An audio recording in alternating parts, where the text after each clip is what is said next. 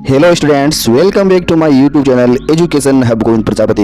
मेरे प्यारे विद्यार्थियों, आज हम यहाँ पर कक्षा 8 के विद्यार्थियों के लिए सामाजिक विज्ञान विषय का मॉडल प्रश्न पत्र जो कि बुकलेट के रूप में होगा उसे सरल करेंगे। पिछले वीडियो के अंदर हमने इसका पार्ट ए सरल किया था और आज हम यहाँ पर इस वीडियो में पार्ट बी और सी को सॉल्व करेंगे। यहाँ पर पार्ट बी जो होगा वह प्रश्न संख्या 10 से लेकर 17 तक होगा और प्रत्येक प्रश्न 3-3 अंक का होगा। इस प्रकार कुल मिलाकर यह प्रश्न संख्या 10 से 17 तक पार्ट बी जो होगा आपके 24 अंकों का होगा, जिसके अंदर प्रश्न संख्या 10 जो है वो आपको दे रखा है बंगाल के नवाबों और ईस्ट इंडिया कंपनी के बीच किन बातों पर विवाद थे। कोई 3 कारण आपको लिखने हैं जिसको लेकर इन दोनों के मध्य में विवाद था। प्रत्येक कारण एक एक नंबर का होगा। तो पहला कारण हमारे पास में नवाबों ने कंपनी को व्यापारिक छूट देने से मना किया। सेकंड कारण है कंपनी को व्यापारिक अधिकार देने के लिए नजरानों की मांग की। और नेक्स्ट तीसरा कारण जो है वो हमारे पास है कंपनी को सिक्का ढालने का अधिकार देने से मना कर दिया। किन्होंने मना कर दिया? नवाबों ने कंपनी को सिक्का ढालने का अधिकार देने से मना किया। ये थे 3 कारण। अब हम बात करते हैं नेक्स्ट क्वेश्चन की। नेक्स्ट क्वेश्चन शुरू करने से पहले विद्यार्थियों मैं आपको ये बता दूं, यदि आपने पार्ट ए नहीं देखा है, इस प्रश्न बुकलेट का जो पार्ट ए है वह वीडियो आपने नहीं देखा है तो उसका लिंक आपको ऊपर जो आई बटन आप देख रहे हैं उस आई बटन के अंदर मिलेगा। वहां जाकर के आप उस वीडियो देखिए और अधिक से अधिक अपनी तैयारी की जांच कीजिए। बात करते हैं 11वें क्वेश्चन की। तो उसमें हमें दे रखा है 1857 की बगावत के फलस्वरूप अंग्रेजों ने अपनी नीतियां किस तरह बदली। कोई 3 नीतियां आपको लिखनी है। प्रत्येक नीति का आपको कितना अंक मिलेगा? एक अंक मिलेगा और तीनों नीतियां आपको यथा स्थान पर लिखनी है। फर्स्ट नीति है ब्रिटिश संसद ने 1858 के कानून से ईस्ट इंडिया कंपनी के सारे अधिकार अपने हाथों में ले लिए। ये थी पहली नीति। सेकंड जो नीति है वो हमारे सामने है, ब्रिटिश मंत्रिमंडल में एक सदस्य को भारत में मंत्री के रूप में नियुक्त किया गया। ये हो गई अपनी दूसरी सेकंड जो नीति है वो थी। और थर्ड नीति है वो हमें दे रखी है, सेना में भारतीय सिपाहियों की संख्या घटाने तथा यूरोपीय सिपाहियों की संख्या बढ़ाने का फैसला लिया। नेक्स्ट जो क्वेश्चन है 12 नंबर, उसमें दे रखा है संसाधन क्या है। संसाधन से क्या तात्पर्य है, आप क्या समझते हैं संसाधन से? तो उसके लिए आंसर हमें जो लिखना है वो हमारे पास में पर्यावरण में उपलब्ध प्रत्येक वस्तु जिसका इस्तेमाल हम अपनी आवश्यकताओं की पूर्ति के लिए कर सकते हैं संसाधन कहलाते हैं। कुछ संसाधन मूल्यवान होते हैं जबकि कुछ संसाधन जो होते हैं वो अमूल्य भी होते हैं। ये आपको संसाधन से क्या तात्पर्य है, क्या परिभाषा है, उसके बारे में आप यहाँ पर लिख दोगे। बात करते हैं नेक्स्ट क्वेश्चन की। उसमें हमें दे रखा है बायोगैस संयंत्र का चित्र बनाकर नामांकन कीजिए। यानी नामांकित चित्र आपको बनाना है। किसका बनाना है? बायोगैस संयंत्र का बनाना है। तो आप देख लीजिएगा, ये चित्र जो आप देख पा रहे हैं यहाँ पर वो बायोगैस संयंत्र का है और इसमें क्लियरली आपको स्पष्ट रूप से नामांकित चित्र आप देखिए। चित्र नामांकित होना चाहिए, अगर नामांकित होगा तभी आपको पूरे के पूरे अंक मिलेंगे, ये आपको ध्यान रखना है। बात करते हैं नेक्स्ट क्वेश्चन की।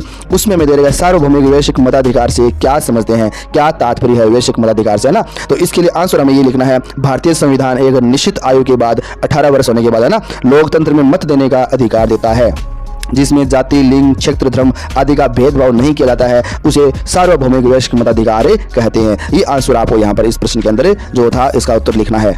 नेक्स्ट क्वेश्चन हमारे पास है 15वां, न्यायपालिका की क्या भूमिका है। यानी न्यायपालिका जो है उसकी भूमिकाएं हमें यहाँ पर लिखने, क्या कार्य करती है। तो न्यायपालिका के कार्य, न्यायपालिका के कार्यों को मोटे तौर पर निम्नलिखित भागों में बांटा जा सकता है। पहला जो कार्य हुआ है विवादों का निपटारा। न्यायिक व्यवस्था नागरिक व सरकार, 2 राज्य सरकारों और केंद्र व राज्य सरकारों के बीच पैदा होने वाले विवादों को हल करने की क्रियाविधि मुहैया कराती है। ये था पहला कार्य। सेकंड कार्य न्यायिक समीक्षा। संविधान की व्याख्या का अधिकार मुख्य रूप से न्यायपालिका के पास ही होता है। यदि न्यायपालिका को ऐसा लगता है कि संसद द्वारा पारित किया गया कोई कानून संविधान के आधारभूत ढांचे का उल्लंघन करता है तो वह उस कानून को रद्द कर सकती है। इसे न्यायिक समीक्षा कहा जाता है।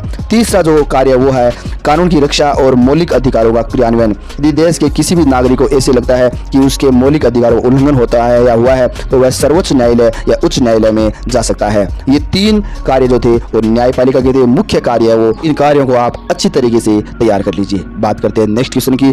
उसमें हमें राजस्थान का एक मानचित्र दे रखा है और उसमें सूती वस्त्र उद्योगों, 3 वस्त्र उद्योग दे रखे हैं, उन स्थानों को आपको यहाँ पर दर्शाना है। तो बड़ी सावधानी से आपको यहाँ पर बच्चों दर्शाना है और जहां तक हो सके आपको पेंसिल की सहायता से ही आप यहाँ पर इस मानचित्र के अंदर उन स्थानों को दर्शाइए, ताकि कहीं किसी कारण से अगर गलती हो भी जाए तो रबर की सहायता से उसे आप मिटा करके वापस सही आप इच्छित जो सही आंसर है वो आप रिप्रेजेंट कर सके। इस मानचित्र के अंदर यानी राजस्थान का जो ये मानचित्र है इसमें आपको जयपुर, भीलवाड़ा और ब्यावर को उचित स्थान पर दर्शाना है। अब बात करते हैं नेक्स्ट क्वेश्चन की।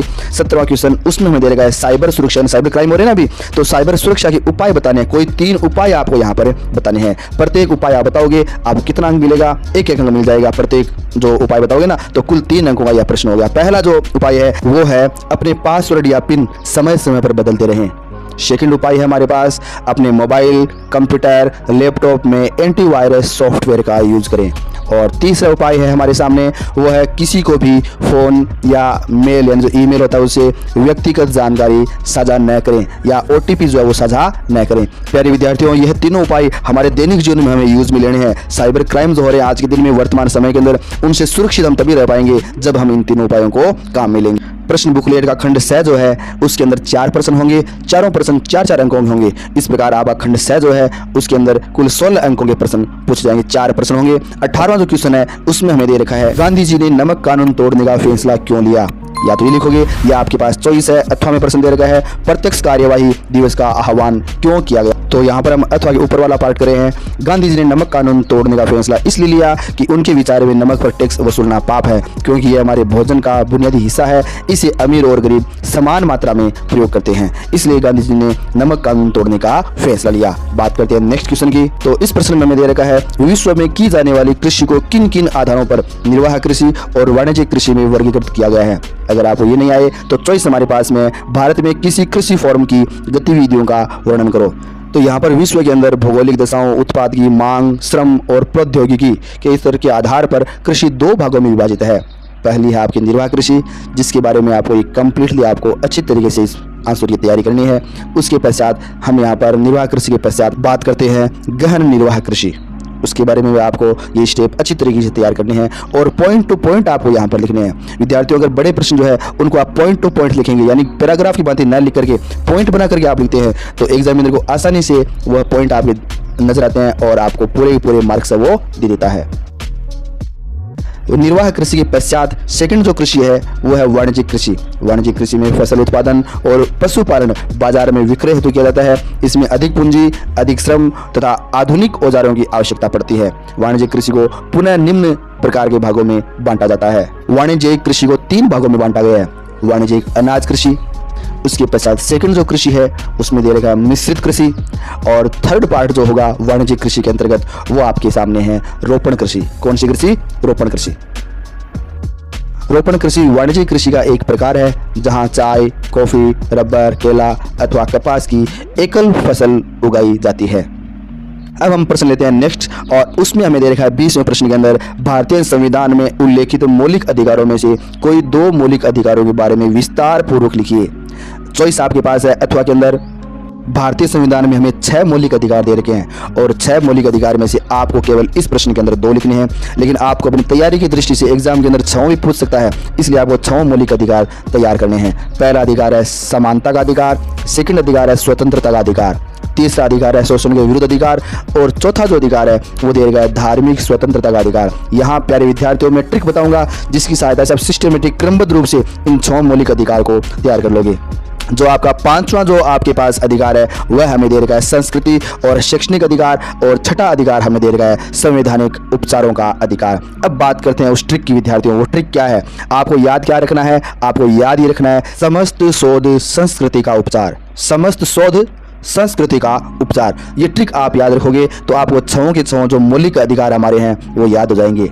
आप कैसे याद करोगे? समस्त शोध संस्कृति का उपचार। तो इससे बनेगा पहला जो आपका मौलिक अधिकार है समता का अधिकार, उसके पश्चात इस तो स्वतंत्रता का अधिकार, नेक्स्ट आपके शोध है उसमें सो लेंगे शोषण के विरुद्ध अधिकार, उसके पश्चात ध है उससे बन जाएगा धार्मिक स्वतंत्रता का अधिकार, में नेक्स्ट है संस्कृति तो सांस्कृतिक और शैक्षणिक अधिकार, और अंतिम आपका छठा जो है उपचार यानी संवैधानिक उपचारों का अधिकार। विद्यार्थियों, हमारी ट्रिक है समस्त शोध संस्कृति का उपचार। अगर ये आपको याद है तो 6 मौलिक अधिकार आपको याद है, कोई किसी प्रकार की आपको परेशानी नहीं होगी। बात करते हैं हम नेक्स्ट क्वेश्चन की।